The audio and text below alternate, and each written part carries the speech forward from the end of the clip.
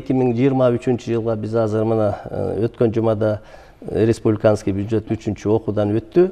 Эми биздин ошо жылдын башында биз 23 жылга бюджетибизди карайбыз. Караганда биз азыр анализ жасап атабыз. Биздин кайсы социальный объекттер башталып токтоп калган биринчиден. Экинчиден дагы кайсы биздин жаңы конуштарда мектеп маселеси чечилелек. Үчүнчүдөн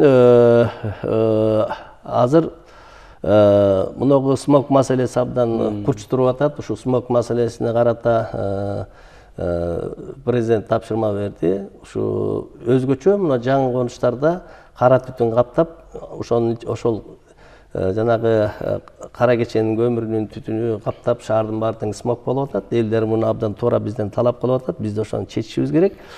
Ошого Бишкек шаарында 240 жеке менчик бания бар. Мына ушунун баары тең баягы синтетический отходдорду жагат, машинанын резинасын жагат, жана көмүрдү жагат. Анын ыштын баары тең шаарды каптап атат.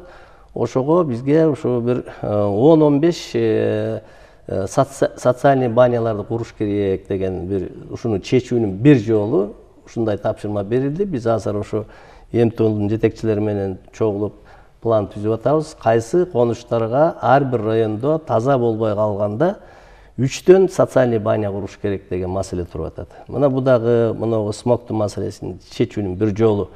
Мына ушундай пландарыбыз бар. Буюрса мынагы жылдын башында ушу бюджетти карап көрүп, өкмөттүн астында дагы биздин шаардык кеңештин депутаттарынын астында дагы ушу список менен өзүбүздүн бизнес проект развития на 23 жылга кандай развитие болот Бишкек шаарында дагы эмнелер жасалат деген маселени биз тактайбыз.